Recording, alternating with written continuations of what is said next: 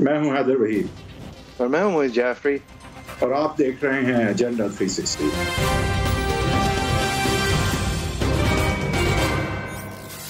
Welcome to agenda 360। कल हमने थोड़ी सी देर इस बात पे डेल्व किया था कि एक बयान आया इस हफ्ते।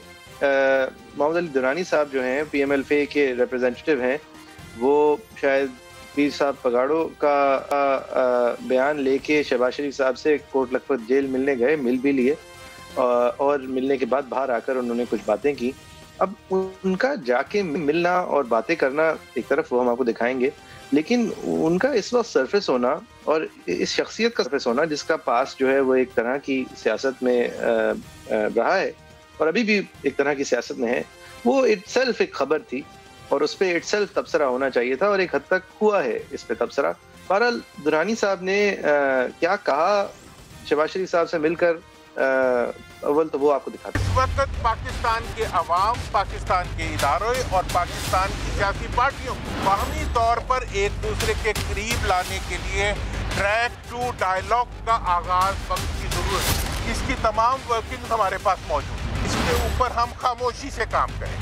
अगर इस्तीफों का एक दफा सिलसिला शुरू हो गया तो वो एक ऐसी आग होगी जो इस मुल्क के अंदर बहुत बड़ी मुश्किलात पैदा कर सकता है। ऑपोजिशन हो या हुकूमत हो, चाहते हैं कि दोनों किसी तरह से वापस पार्लियामेंट में जाएं। इस्तीफों की आग लगने से पहले देखें, इस टकराव में कोई नहीं जीतेगा, जीतने वाला भी हारेगा और हारने वाला भी हारेगा। मुल्क के तमाम क़यादत के साथ मैं पर्सनल राब्ते में भी हूँ। इस वक्त ना हुकूमत इशू है और ना कोई मफाद।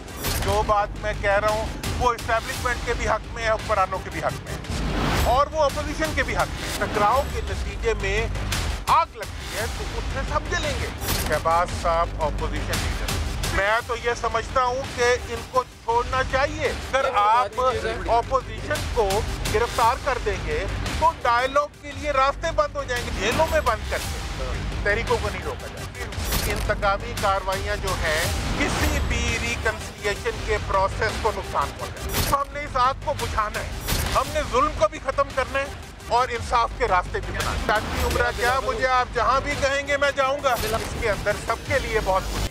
अच्छा, पाकिस्तान की एक बहुत मखसूस और तक अनफॉर्चुनेट हिस्ट्री है ये एस्टेब्लिशमेंट के हवाले से, लेकिन दुनिया में कहीं भी आप इस तरह अलल ऐलान एस्टेब्लिशमेंट के लिए भी अच्छा हो या ना हो, इस तरह की बातें आप करते नहीं हैं और अलल ऐलान एक ट्रैक टू डायलॉग की इस तरह की आप बातें करते भी नहीं है।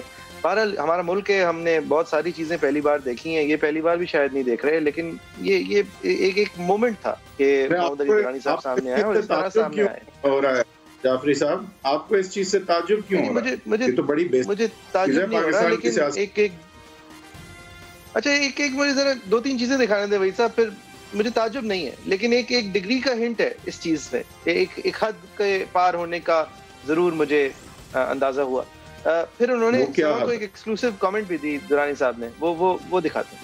अपनी नमूदो नुमाइश के बगैर इस गैर महसूस तरीके पे एक ऐसी एक्टिविटी को शुरू किया जाए जो किसी नतीजे तक पहुंच सके। और इस एक्टिविटी की खूबसूरती यह है कि इसमें वो इदारे, वो अफराद, वो शख्सियात और वो सब अनासिर भी इन्वॉल्व हो सकते हैं जो मीडिया के आगे नहीं आते। मुझे पूरी तवक्को है कि जब ऐसे डायलॉग होंगे जो नजर नहीं आ रहे होंगे बल्कि हो रहे होंगे, उसमें वही लोग इन्वॉल्व होंगे जो पुरखुलूस होंगे, जो मसले को हल करना चाहते होंगे। तो जो गैर महसूस किरदार हैं वो सियासत में हैं या वो हमारे अदारों में? नहीं, मैंने तो कहा कि सियासत से हटते हुए हर शोबा जिंदगी से, अदलिया से भी हो सकते हैं, एस्टैब्लिशमेंट से हो सकते हैं, मुख्तलिफ मुल्क के अंदर एजेंसीज हैं उनके जरिए हो सकते हैं। इस वक्त सियासतदान आपस में आंखों में आंखें डाल के एक जंग के लिए तैयार बैठे हुए। पाकिस्तान में एक आइन है, उस आइनी ढांचे के अंदर रहने का कम से कम हम तकल्लुफ करते हैं। उसके अंदर ताकत का सरचश्मा अवाम है और अवाम का सबसे जो उज़्मा इंस्टीट्यूशन है, जो सबसे अजीम इंस्टीट्यूशन है, वो उसकी पार्लियामान है। और पार्लियामान के अंदर लोग अगर टकराव की तरफ जा रहे हैं तो आइन के अंदर कम से कम ये गुंजाइश नहीं है कि फिर और इंस्टीट्यूशंस जो है वो फैसला कर लें कि नहीं जी हम ट्रैक टू डायलॉग कराते हैं। ये बात नायाब डिफैक्टो इतनी ना लगे, लेकिन डिजूरे इतनी इस हद तक थी कि शिबली फराज साहब भी क्या बोले आपको दिखाते हैं। हमारी इत्तेहादी जमातें सियासी और जमहूरी हक है, वो इंडिपेंडेंट पार्टीज़ हैं और उनकी कोशिश तो यही होगी कि जो भी पॉलिटिकल सिचुएशन बने उसमें वो अपना इनपुट दे सकें। वो अपने तय जो भी कर रहे हैं हम उसकी कदर करते हैं, लेकिन बुनियादी तौर पे ये जो है ये इश्यूज़ पार्लियामान में डिस्कस होने चाहिए, पार्लियामान में तय होने चाहिए। ये हमारा मौक़िफ़ है, हमारी पार्टी का मौक़िफ़ है, हमारी हुकूमत का मौक़िफ़ है और प्राइम मिनिस्टर साहब भी ये कई बार कह चुके हैं। अगर जो भी आपकी रिजर्वेशंस हैं, जो भी आपके एतराज़ात हैं, तो वो तो पार्लियामेंट में उठाए जा सकते हैं या मुतल्लिक़ इदारों से उठाए जा सकते हैं। इलेक्शन कमीशन ऑफ पाकिस्तान हो गया, अदालतें हो गई, वो आप करते नहीं हैं और एक ऐसा माहौल क्रिएट करने की कोशिश करी। लेकिन अल्हम्दुलिल्लाह पाकिस्तानी अवाम बाशऊर भी हैं और सियासी बसीरत भी रखते हैं और उन्होंने अपोजिशन के इस नैरेटिव को बिल्कुल रिजेक्ट कर दिया है। देखिए, शिबली साहब पीटीआई की रवायत कायम रखते हुए अपोजिशन को बहुत बुरा कहते हुए भी एक चीज़ पे खड़े थे कि देखें इस हुकूमत के भी फायदे में यही है कि पार्लियामान और अवाम की ताकत जो है वो पार्लियामान के थ्रू फनल हो। ये बातें जो हैं ये किसी के लिए भी शायद फायदेमंद नहीं है। जाफरी साहब, ये बात बहुत वाज़ेह है कि अगर कोई इत्तेहादी जमात, वो भी जीडीए के कोई ऐसे नुमाइंदे जो कि पीएमएलक्यू और मुशर्रफ साहब की रेजीम में एक अहम जो है रोल प्ले कर चुके हैं, अगर वो जाते हैं कहीं भी और कुछ भी कर दें तो सोचने वाला ज़रूर ये सोचेगा कि शायद ये इस्टेब्लिशमेंट का ही कोई पैगाम लेके जा रहे हैं या हुकूमत वक्त का कोई पैगाम लेके जा रहे हैं। आखिर एक एलाइड पार्टी भी है और शिबली साहब, मेरा नहीं ख्याल कि उनको कोई एतराज़ होगा दुरानी साहब के जाने का। नहीं, एतराज़ तो नहीं था, लेकिन ये तो खबर हुई ना फिर कि शिबली साहब ने अपनी तरफ से इस बात को जिस हद तक वो उसके खिलाफ पोजीशन ले सकते थे ले ली, और अगर फुल प्रॉपर इसके खिलाफ पोजीशन देखनी है, मुझे तो नहीं लगा कि मैं आपकी इजाजत से मैं आपको नहीं, उन्होंने कहा कि ताकत का चश्मा पार्लियामान के अंदर ये सारी बातें होनी चाहिए। भाई साहब ये एक सेकंड, ये सारी बातें भाई, लेकिन एक सेकंड, दुरानी साहब कह ही ये रहे हैं कि पार्लियामान में जाके बात करें, वही तो ये बात कर रहे हैं जो हुकूमत भी कर रही है, जो पसे पर्दा एस्टेब्लिशमेंट भी कर रही है, वही तो बात की है उन्होंने जाके। आई थिंक इम्पोर्टेंट बात सिर्फ ये थी कि वो शहबाज शरीफ साहब से मिले, और अगर शहबाज शरीफ साहब ने कोई थपकी यहाँ दे दी होती तो ये बहुत बड़ी खबर बन जाती। लेकिन क्योंकि शहबाज शरीफ साहब मेरे ख्याल से वो ये नहीं कह रहे कि पार्लियामान में बात करें, वो ट्रैक 2 डायलॉग की बात कर रहे हैं, उन शख्सियात की बात कर रहे हैं जो मीडिया पे रिवायती तौर पर नहीं आते, वो ऐसी कोई भी बात नहीं कर रहे। मरियम नवाज साहब ने इस पे क्या कमेंट की? खानदान को मिलने की इजाजत नहीं दी जाती, वहाँ इस तरह की शख्सियात बिल्कुल बगैर किसी रुकावट के वो कोट लखपत जेल जाके मिल भी लेते हैं और उनके लिए रास्ते भी खुल जाते हैं, तो इससे बहुत चीजें वाज़ेह हो जाती हैं। शहबाज शरीफ साहब जो हैं वो अपने भाई के बहुत वफादार हैं, अपनी पार्टी के साथ वफादार हैं। अगर वो वफादार ना होते तो इस नालायक को वजीर आजम बनाने की जरूरत ना पड़ती, आज वो वजीर आजम होते। भाई साहब, मुझे नहीं लगता कि ये दुरानी साहब ये कह रहे थे पार्लियामान में सब जाएं और वहाँ पे, लेकिन मेरे ख्याल से ये बात इररिलेवेंट है। वो एक एस्टेब्लिशमेंट के नुमाइंदे के तौर पे गए, शहबाज शरीफ साहब को मनाने गए, मना अगर नहीं पाए, जो कि लगता है नहीं पाए, तो ये कोई खबर है नहीं मेरे लिए, क्योंकि ये तो होता रहेगा और होता आया है। अगर शहबाज शरीफ साहब दुरानी साहब का हाथ पकड़ लेते तो ये बड़ी खबर थी। मेरे लिए ये नॉन इशू है। दुरानी साहब आज गए हैं, कल कोई और जाएगा और पहले कोई और जा चुका है और बार बार अप्रोच कर रहे हैं, और जाहिर है कि हुकूमत वक्त और इस्टेब्लिशमेंट दोनों का फायदा है कि धरना ना हो, रेजिग्नेशंस ना हो, और ये खुश असलूबी से पार्लियामान में या पार्लियामान के बाहर ये मसला रेजिग्नेशन और धरनों के बगैर हल हो। तो मेरे ख्याल से दुरानी साहब की खबर मेरे लिए कोई बड़ी खबर नहीं है, और सिर्फ बड़ी खबर जब होती अगर शहबाज शरीफ साहब उनका हाथ पकड़ लेते, और मेरे ख्याल से उन्होंने हाथ नहीं पकड़ा है और ना वो पकड़ेंगे और ना पकड़ सकते हैं। सही। ये मरियम नवाज साहब ने एक और बात की, कयास राइयां हो रही थी कि बिलावल साहब जो हैं उन्होंने अपने अब रास्ते जुदा कर लिए हैं एसपीडीएम से, जब वो मर्दान के जलसे में न सिर्फ खुद नहीं गए बल्कि वहाँ की जो मकामी नुमाइंदगान हैं उनकी भी कोई रिप्रेजेंटेशन खास पीपल्स पार्टी की तरफ से ऑफिशियली नॉमिनेट नहीं हुई।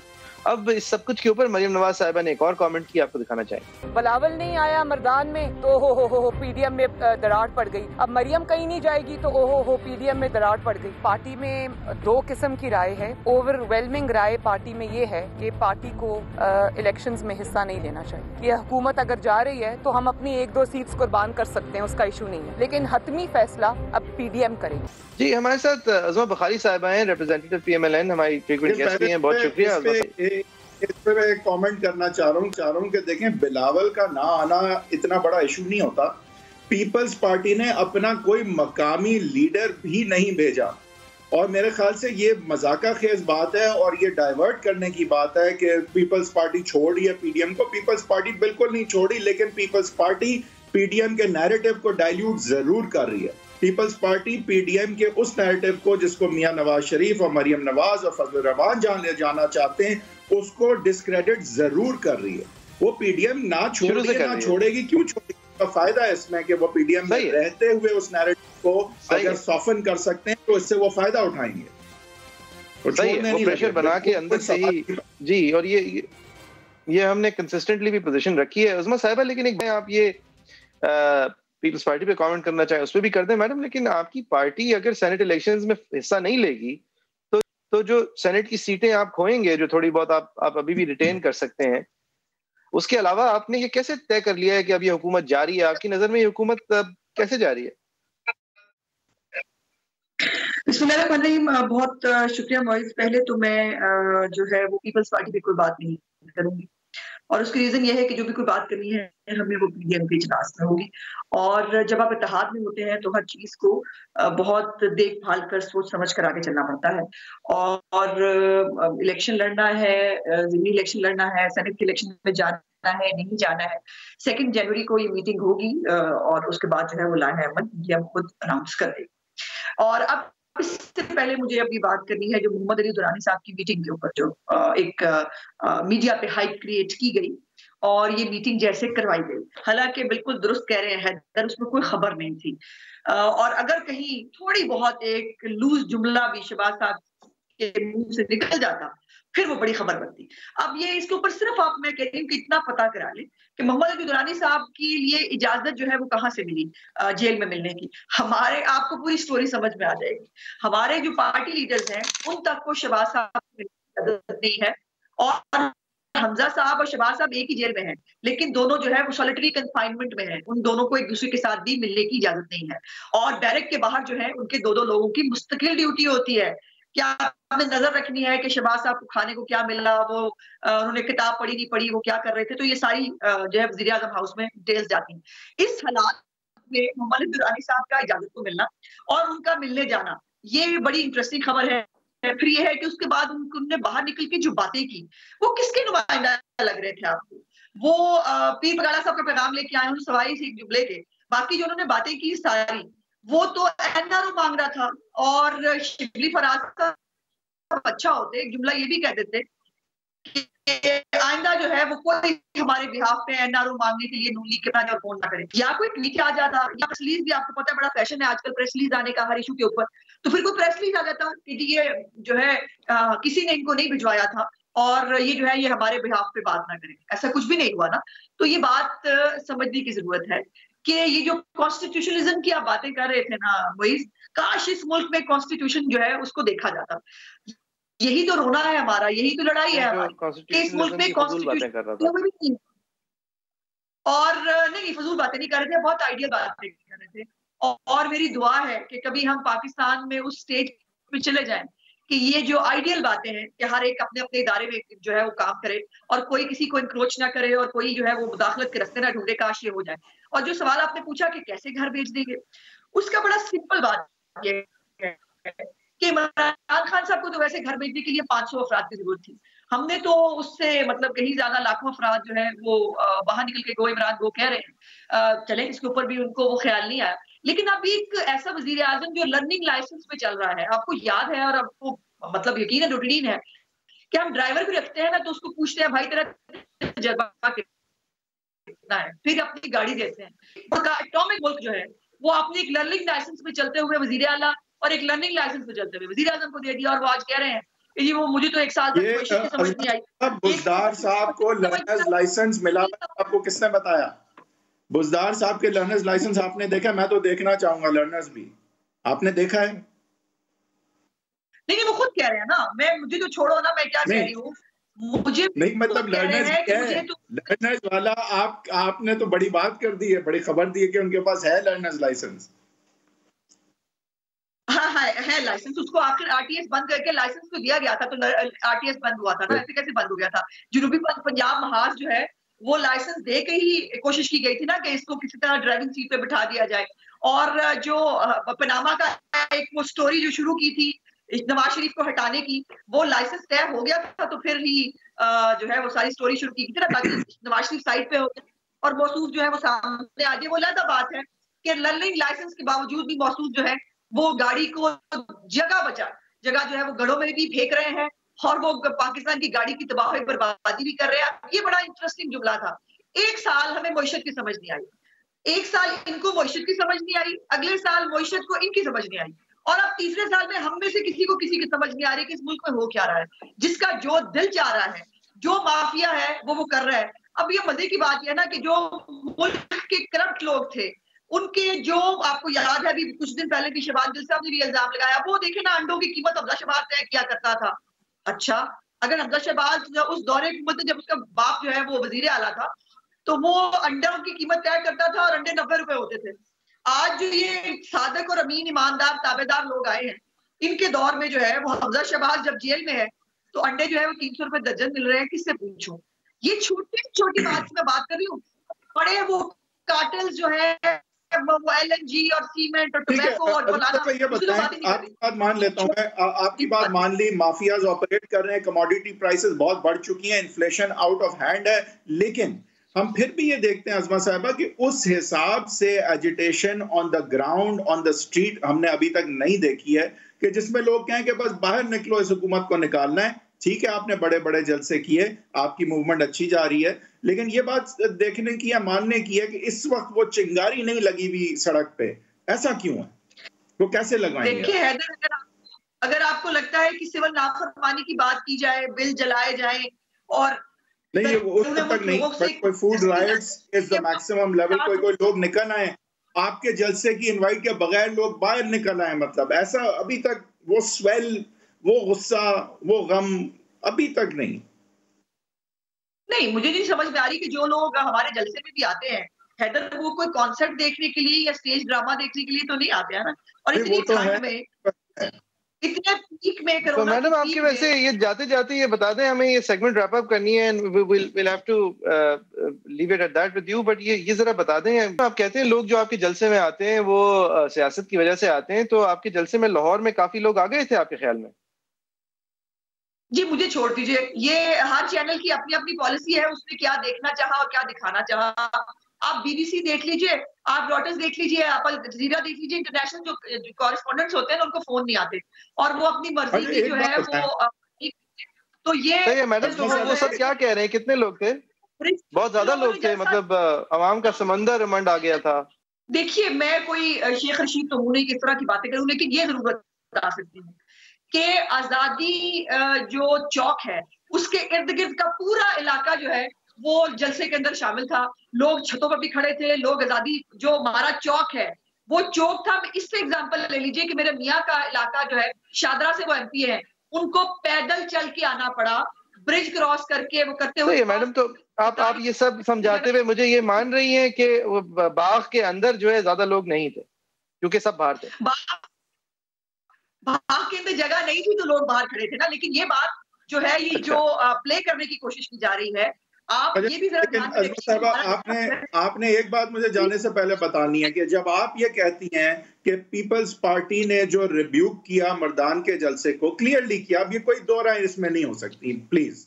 अब जो उन्होंने किया आप कह रही हैं आप पर कमेंट नहीं करेंगी। अब आप जब ये कह रही हैं और आई कैन रिस्पेक्ट दैट, तो ये इशारा तो इसी तरफ करता है ना कि all is not well. Why would the People's Party not even send Kaira sahab? छोड़ें, बिलावल बिजी थे, बिलावल की सिर्फ बात नहीं है, मतलब कोई और किसी को भेज देते, नैयर बुखारी साहब को भेज देते, कायरा साहब को भेज देते, किसी और को भेज देते। नहीं तो मुझे देखिए हैदर, मैं पीपल्स पार्टी मंजूर साहब को भेज देते, लेकिन जो मेरी मंजूर को भेज देते थी कि यूसुफ रजा गिलारी साहब ने रिप्रेजेंट करना था पीपल्स पार्टी को, अब वो क्यों नहीं पहुंच पाए, मौसम की वजह से या किस वजह से मैं नहीं जानती। लेकिन एक और बात है अज़मा, एक और बात है, आपकी देखें, जो पंजाब का वोटर है जो आपको वोट देता है और बेतहाशा देता है और दहाइयों से दे रहा है, उसको अगर कल को ये हवा लग गई कि आप जो है वोट लेके पीपल्स पार्टी के हक में नारे लगवा के कोalition में उनके साथ उनका वजीर आजम बनाना चाहती हैं, तो आपका वोटर कैसे रिएक्ट करेगा आपके ख्याल से? आप पीपल्स पार्टी के पीछे पड़े, वो आपको लिफ्ट नहीं करा रहे, नजर सिर्फ ये आ रहा है। अब सच जो भी है, सच जो भी है नजर यही आ रहा है, आप लोग उनके पीछे पड़े हुए हैं और वो आपको लिफ्ट नहीं कराते। तासुर यही पीछे पड़े हुए से मुराद मतलब जी, उनके आप खुशामदें करते फिरे और वो आपको रिव्यू करते फिरे, मतलब आप उनकी खुशामद कर रहे हैं। पीछे पड़ेगा ये ज्यादा हो गया। देखिए, हमें खुशामद करने की जरूरत नहीं है। आपने नारे लगाए मरियम नवाज ने, नारे लगाए जीएपी, मतलब क्या, मैं तो नहीं सोच सकता था कि ये दिन भी पूरी करूं, शायद मैं बात पूरी करूं तो आपकी थोड़ी सी तसल्ली हो जाए। जी, मेरी गुजारिश ये है, यहाँ पर कोई किसी के जो है वो तरले करने की बात नहीं है। इस वक्त हर पॉलिटिकल पार्टी ने अपनी कमिटमेंट शो करनी है आवाम के साथ, शो करना है कि क्या आवाम के प्रॉब्लम से वो उसके साथ खड़ी है या इस मुनाफिक और नाअहल हुकूमत के साथ खड़ी है। और ये अच्छा, ये मैं वैसे बता दूं आपको, देखें इसमें कोई शक नहीं है, बड़े एक सेकंड, ये बात देखें, आपकी स्ट्रैटेजी मैं समझ सकता हूँ, जाहिर है आप चाहते हैं पीपल्स पार्टी साथ रहे, मेरा नहीं ख्याल आपकी स्ट्रैटेजी गलत है, लेकिन अब मुश्किल होता जा रहा है इस बात को छुपाना कि आप लोगों के हदफ अलग हैं।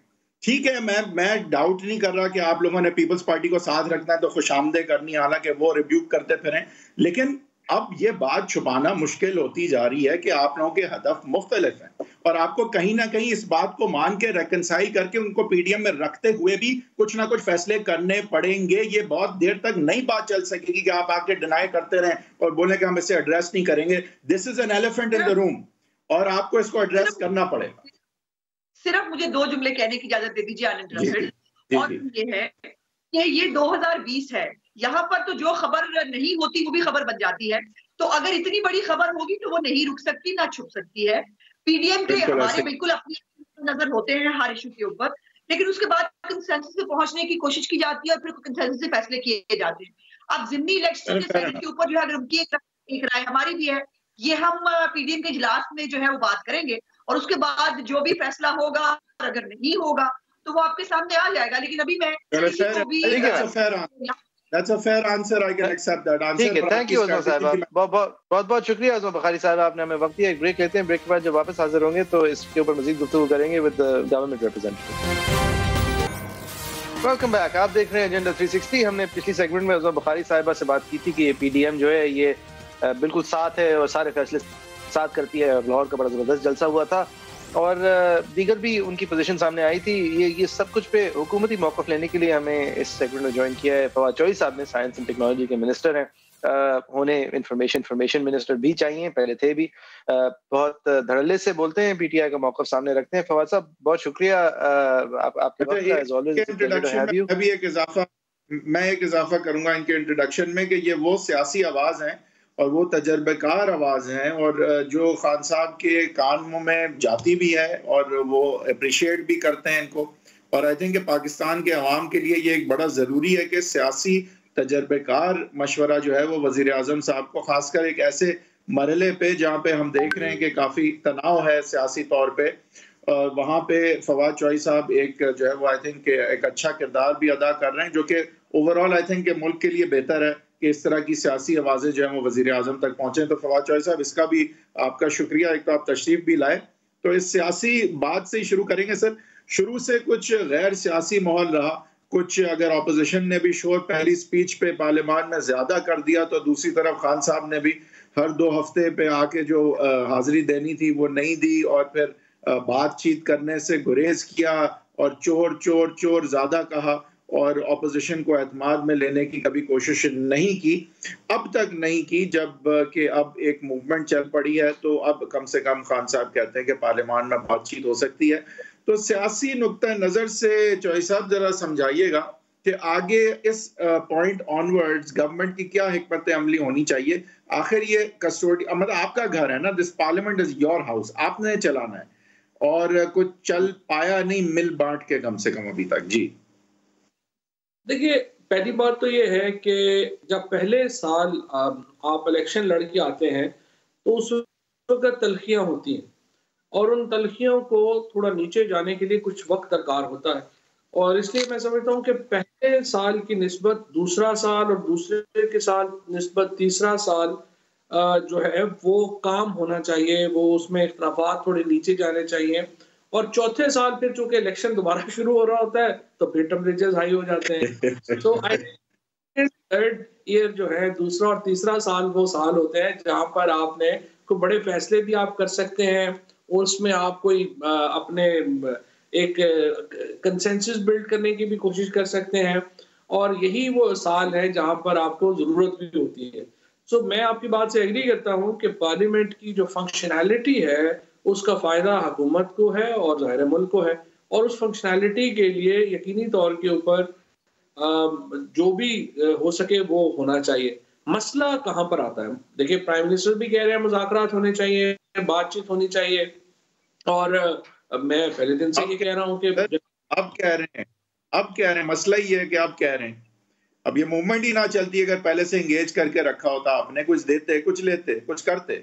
नहीं, अभी भी कुछ हो तो नहीं रहा ना।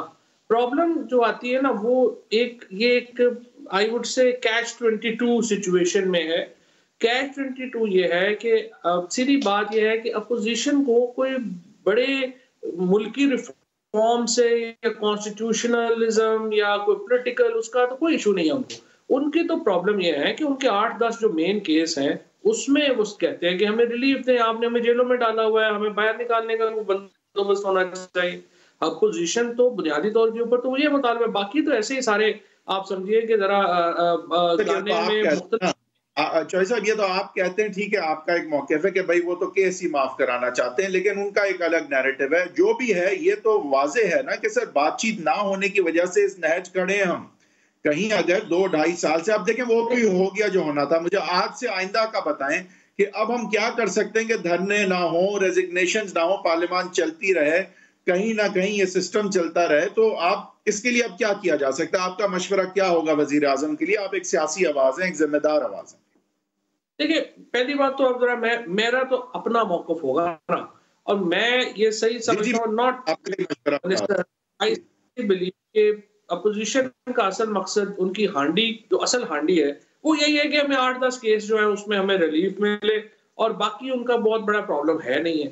प्राइम मिनिस्टर का प्रॉब्लम ये है कि the whole rise of PTI and Imran Khan की जो राइज है as a leader of accountability, वो अकाउंटेबिलिटी के ऊपर है। अब वो उससे पीछे नहीं हट सकते। मेरा ये मानना है, मैं ये समझता हूँ, जो मैं अपोजिशन के जो रहनुमा जहाँ पे मेरी उनसे मुलाकात होती है वहां पे भी मैं उनसे कहता हूँ कि आप सबसे पहले सबसे कंट्रोवर्शियल मामले के ऊपर बातचीत करना चाहते हैं, ये तो नहीं होगा। सबसे पहले अगर हमने बातचीत करनी है तो उन मौजूआत के ऊपर बात करें जहां पे कोई कंसेंसस की बात बन सके। मसलन सेनेट इलेक्शंस आ रहे हैं, इलेक्टोरल रिफॉर्म्स हैं, हुकूमत कह रही है कि हम जो है वो ओपन वोट से या ट्रेसेबल वोट से कराते हैं। इसके अलावा भी इलेक्शन एक्ट में हमने रिफॉर्म्स जो है वो सजेस्ट किए हैं। ये वो मामला है जिसपे हुकूमत और अपोजिशन एक पेज पे आ सकते हैं। इससे एक माहौल क्रिएट होगा, इससे एक एनवायरनमेंट क्रिएट होगा, और यहाँ से हम आगे बढ़ सकते हैं। बात सर, वैसे आप एक बात बताएं सर, ये आप इतनी आप एक पोजीशन रीजनेबल ले रहे हैं, मुझे एक चीज जरा समझाएं।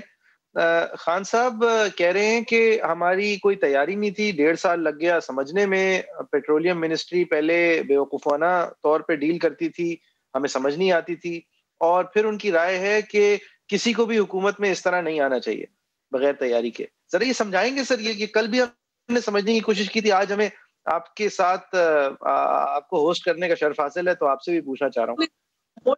मेरे ख्याल में ये सबसे इम्पोर्टेंट इशू है जिसके ऊपर पाकिस्तान के मीडिया में डिबेट ही नहीं होती। मिसाल के तौर के ऊपर हमारे यहाँ जो सबसे बड़ा प्रॉब्लम ये है कि पॉलिटिकल पार्टीज जो हमारी है वो मॉडर्न लाइंस के ऊपर तो डेवलप ही नहीं है। आप यूके की जो पॉलिटिकल पार्टीज हैं आप उनको तो चले छोड़ दें, वो तो बहुत मॉडर्न होंगी। आप मलेशिया की हुक्मरान पार्टी आप जाएं कुआलालंपुर में, आप देखिएगा कि उनकी जो ट्विन टावर्स हैं उसके बाद जो सबसे बड़ी लंबी वहां पे बिल्डिंग है वो वहां की रूलिंग पार्टी की है। वहां पे लोग बैठे होते हैं, वो रिसर्च कर रहे होते हैं, वो बता रहे होते हैं पार्टी को फीड करना है, क्या करना है। प्राइम मिनिस्टर साहब ने जिस तरफ इशारा किया है वो एक कोर इशू है पाकिस्तान की पॉलिटिकल पार्टीज का। सही है सर, आप बिल्कुल ठीक कह रहे हैं, और इन द मैक्रो पिक्चर ये सब कुछ है। लेकिन मैं तो ये पूछना चाह रहा था, वो जो फिर पहले कहते थे कि 22 साल से तैयारी कर रहा हूँ, 200 बंदों की टीम है, ये कर रहा हूँ, वो कर रहा हूँ, सब पता है, सारी चीजें अंडर कंट्रोल है, तो वो सब क्या था? नहीं, बात यह है ना, बात यह है कि आप अब अगर आपको इदारों की ब्रीफिंग ही नहीं है, आपको यही नहीं पता कि सर्कुलर डेट जो पाकिस्तान का है उसकी बुनियादी वजूहात क्या है, बलूचिस्तान के अंदर कितने ट्यूबवेल लगे हुए हैं, 30,000 ट्यूबवेल लगा हुआ है जिनको आपने सब्सिडी देनी ही देनी है। अगर आपको उसकी एक्सटेंट का ही नहीं पता, अगर आपको यही नहीं पता कि पाकिस्तान अभी क्यों कराई, अभी क्यों बताया कि मुझे नहीं पता था, अभी कोई जरूरत थी सियासी तौर पे फुल टॉस नहीं थी क्या? ये तो स्नेक पे भी छक्का लगना था, इस पे मारा फिर छक्का मरियम नवाज ने। नहीं, मेरा नहीं, किसी भी बयान को अगर आउट ऑफ कॉन्टेक्स्ट उठा के आप पढ़ना शुरू कर दें और बयान करना शुरू कर दें, कैसे टैकल करना है? और इस्तीफे आ गए, 300 आ गए, क्या करेंगे आप? धरना हो गया, क्या करेंगे, क्या स्ट्रैटेजी? अच्छा, पहली बात तो मैं ये बात जरूर दोबारा मुकम्मल कर लूं कि किसी भी बात को अगर आउट ऑफ कॉन्टेक्स्ट पेश किया जाएगा तो वो सही माने उसके कन्वे नहीं होंगे, और प्राइम मिनिस्टर साहब के इस बयान को भी ऐसे ही पेश किया गया। अच्छा, अब दूसरा आ जाइए कि इस्तीफे आ गए या मूवमेंट आ गई। पहली बात तो मेरा नहीं ख्याल के मामला इस नहज पे जाएंगे और जाने भी नहीं चाहिए, और एक्चुअली हुकूमत को भी पूरी कोशिश कि इस नहज पे मामला जो है वो ना जाए, क्योंकि अगर आपको अपोजिशन जितनी भी बुरी है, हमारा काम ये होना चाहिए, हुकूमत का काम ये होना चाहिए कि मामलात को नॉर्मलाइज करने के लिए तमाम तर एफर्ट करें, और अपोजिशन अगर जितनी भी कमजोर नजर आ रही हो, हमारा काम है कि अपोजिशन को मुश्किल से निकलने का रास्ता भी दें, और ये भी नहीं होना चाहिए कि अच्छी बात को दीवार से लगाना है, ये भी हमारी सोच नहीं होनी चाहिए। क्या तरीका होगा? तो रास्ता क्या होगा? क्या फेस 7 देंगे? क्या रास्ता निकाले ना? आप रास्ता निकालने वाले आदमी है चौई साहब, कोई रास्ता निकाले। देखिए, पहली बात तो इसके लिए सबसे इम्पोर्टेंट ये है कि हमारे पार्लियामेंट के अंदर बातचीत शुरू हो, और बातचीत शुरू होने का सबसे जो आसान तरीका है वो ये है कि हम इलेक्टोरल रिफॉर्म्स से बातचीत, अगर आप बातचीत में, मैं जो समझता हूं कि अगर अपोजिशन का इस वक्त जो मामला है, अपोजिशन भी 2 हिस्सों में है ना, एक अपोजिशन है नवाज शरीफ है, फजलुर रहमान साहब और मरियम बीबी हैं, इनका इस सिस्टम में कोई स्टेक नहीं है। ये चाहते हैं सिस्टम जो है वो बिल्कुल मुझसे क्योंकि यहाँ पे एक नेचुरल ब्रेक आ रही है, हमें ब्रेक लेने के काफी देर से कहा जा रहा है, एक ब्रेक लेते हैं, ब्रेक के बाद वापस होते हैं। फवाद चौधरी साहब यहीं से शुरू होंगे कि एक ऑपोजिशन है और फिर एक दूसरी जो चीज है वो अपॉर्चुनिज्म है, वो ये भी जरा समझेंगे उनसे, ये उनकी बात नहीं है, ये मैं कह रहा हूँ। ब्रेक के बाद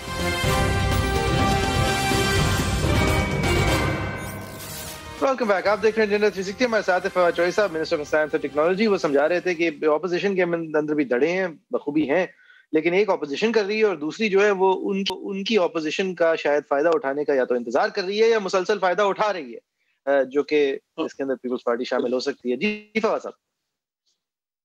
देखिए ना, 2 धड़े तो वाज़ेह है। एक धड़ा तो वो है जो कि जिसका सिस्टम में कोई स्टेक नहीं है, फजलुर रहमान साहब हो गए, मरियम बीबी हो गई, नवाज शरीफ हो गए, वो तो कहते हैं पूरा सिस्टम गिरे और फिर उसमें से जो कुछ निकले तो शायद हमारा हिस्सा बने, तो वो एक चाहते हैं कि सिस्टम गिरना चाहिए। दूसरा हिस्सा है जिसमें कि जिनका स्टेक है, उसमें PMLN का जो इलेक्टेड लोग हैं वो शामिल हैं, उसके अलावा पीपल्स पार्टी पूरी की पूरी शामिल है, क्योंकि सिंध गवर्नमेंट में उनका बहुत बड़ा स्टेक है। इसी तरीके से शहबाज शरीफ साहब और उनके लोग हैं जो शामिल हैं। अब ये धड़े आपस में भी कोई इतने ज्यादा करीब नहीं है, जितना अपोजिशन का और हुकूमत का फासला है उससे थोड़ा कम इन दोनों धड़ों का आपस का फासला है। अब जो सिचुएशन आगे जाएगी, मैं तो समझता हूँ कि हमें हुकूमत को यकीनन ये मौका देना चाहिए अपोजिशन के उस धड़े का जो सिस्टम में रहना चाहता है कि वो आए और इसमें हमें ज्वाइन करे पार्लियामेंट में गुफ्तगू में, और जो धड़ा सिस्टम में नहीं रहना चाहता और बाहर जाना चाहता है वो इससे मजीद कमजोर होगा। अगले जो इमरान खान साहब की वजारत उज़्मा है बेसिकली, क्योंकि खान साहब के होते हुए मरियम नवाज और नवाज शरीफ साहब और फजलुर रहमान जो है वो शायद समझते हैं कि उनको इवन इलेक्शन होते हैं तो फेयर शेक नहीं मिलेगा। तो इस हद तक मैं आपसे अग्रीड हूं कि वो एक अलग धड़े में या एक माइंडसेट में जरूर है। लेकिन जिसको आप कह रहे हैं आउट ऑफ सिस्टम तबाह करना है, सिस्टम तबाह नहीं, वो वजीर आजम को चलता बनाना चाहते हैं, जबकि बाकियों के लिए ये उस तरह अहम नहीं है। ये फर्क तो है दोनों में। बट आपने दुरानी साहब को भेज के शहबाज शरीफ साहब के बाद जो दरारें पैदा करने की दुरानी साहब का जरा बताएं सर, ये दुरानी साहब कहां से आए, आप लोगों ने भेजा? नहीं, दुरानी साहब तो हुकूमत से तो कोई ताल्लुक नहीं है, और वो जो मिलके आए हैं शहबाज शरीफ साहब से, तो उन्होंने जो 2-3 दिन में गुफ्तगू की है उससे आपको खुद ही समझ आ जाती है कि उन्होंने क्या बात की है और वो क्या चाहते हैं और एक जो एक फंक्शनल लीग का या एक उनका मामला है वो क्या है। लेकिन इस वक्त मेरे नज़र में इस वक्त सच्ची बात यह है कि अपोजिशन किसी ऐसी पोजीशन में नहीं है कि वो हुकूमत को कोई चैलेंज दे सके, और ना ही इमरान खान के लेवल का कोई इस वक्त लीडर पाकिस्तान में है। तो इमरान खान इस वक्त पाकिस्तान में बहुत बाकी लीडरशिप से बहुत ऊपर है, लिहाजा ये किसी मतलब ख्वाहिशें करने में तो किसी को प्रॉब्लम नहीं है ना, लेकिन इस इशू जो हकीकत है वो यही है। और उसमें आकर के मैं ये समझता हूँ कि ये जो धड़ा है जो कि चाहता है कि सिस्टम चलता रहे और हम अगले इलेक्शन तक या साल बाद या 2 साल के बाद देखेंगे कि क्या हमारा हिस्सा बनता है, वो अल्टीमेटली वो प्रिवेल करेगा। और अभी आपने देखा इस्तीफों के मामले के ऊपर भी कि असेंबली सेक्रेटेरिएट एमएनएस के पीछे फिर रहा है और एमएनएस ने आगे दौड़ लगा दिया है कि हमारा तो कोई इस्तीफे का नहीं है। तो ये कहना आसान है, करना मुश्किल है, और आप पीटीआई अपने बड़े अरूज में ये इस किस्म की स्कीम को इम्प्लीमेंट नहीं कर सकी। तो मुझे नहीं लगता कि इस्तीफे या लॉन्ग मार्च की तरफ जो है वो मामला जाएगा, उससे पहले मामला जो है वो बेहतर हो जाएंगे और हो भी रहे हैं। और आप कह रहे हैं कि एक धड़ा जो हावी है वो तो चाहता है कि सिस्टम जो है वो डिरेल हो, ऑल्दो मैं उसको लेता हूं कि वो खान साहब का इस्तीफा चाहता है, लेकिन बहरहाल वो तो एक एक्सट्रीम स्टेप चाहता है। तो खान साहब आप कह रहे हैं जा नहीं रहे, अगर जा नहीं रहे तो फिर इस धड़े को मुतमईन किस तरह करेंगे आप कि वो ना करें, धरना करें? ये धड़ा तो कमजोर भी तो रोज हो रहा है ना। आप देखिए जेयूआई के अंदर कितनी दरारें बन गई, आप देखिए कि उनकी मेन पार्टी के कितने लोग जो है वो ही। अच्छा, इंटरेस्टिंग आप फिर कह रहे हैं कि विदिन जो है वो नवाज शरीफ और मरियम नवाज का जो मौकिफ है वो पीछे चला जाएगा, शहबाज शरीफ साहब का आगे आ जाएगा, आप ये कह रहे हैं। और इसीलिए शायद दुरानी साहब गए थे, अभी तक तो ये होता नहीं नजर आया, और फजलुर रहमान साहब ने उन 4 लोगों को पार्टी से निकाल दिया है। पीपल्स पार्टी मैं जरूर मानता हूं कि मुझे लग रहा है इस वक्त किसी और पिच के दोनों तरफ क्लियरली खेल रही है, उस हद तक आप कामयाब जा रहे हैं। देखिए नहीं तो पीपल्स पार्टी का अलहदा होना भी तो एक बहुत बड़ी कामयाबी है। उसके बाद पीएमएलएन के अंदर वो अलहदा है, बट उन्होंने उनका मौकिफ जो है वो डाइल्यूट और उसको नफी जरूर कर रहे हैं। मरियम नवाज, नवाज शरीफ, फजलुर रहमान के मौकिफ नैरेटिव को डाइल्यूट वो जरूर कर रहे हैं, जो कि एक बड़ी आपके लिए रिलीफ जरूर है, इसमें कोई शक नहीं। ये सिर्फ पीपल्स पार्टी तक महदूद नहीं है। अगर आप देखें तो जेयूआई के अंदर आप ठीक कह रहे हैं कि उन्होंने लोग निकाल दिए, लेकिन निकालने से वो आवाजें तो बंद नहीं होती ना।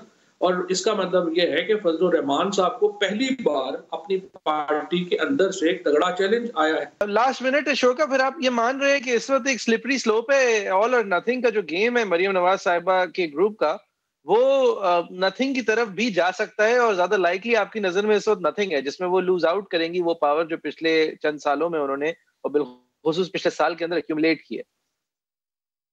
मेरे ख्याल में जो इस वक्त सिचुएशन है, हमें हुकूमत की पॉलिटिकल स्ट्रैटेजी में यही होना चाहिए कि हम अपोजिशन को मुश्किल सूरत हाल से निकलने का रास्ता दें, और उसमें जो एक एक्सट्रीम ग्रुप है या वो लोग जो एक एक्सट्रीम नैरेटिव लेना चाहते हैं वो मजीद कमजोर होते हैं। बहुत बहुत थैंक यू वेरी मच चोई साहब, thank you very much for watching viewers. facebook.com/agenda360 @agenda360 हमारा ट्विटर हैंडल है। फवाद चोई साहब का ट्विटर हैंडल भी आपकी स्क्रीन पे शेयर करेंगे, बहुत पॉपुलर है ऑब्वियसली ट्विटर पे। @JFERII मेरा ट्विटर हैंडल है, @हैदवी10 हैदर साहब का ट्विटर हैंडल है। इंशाल्लाह अगले हफ्ते जुमे के रोज एक बार फिर आपके सामने हाजिर होंगे।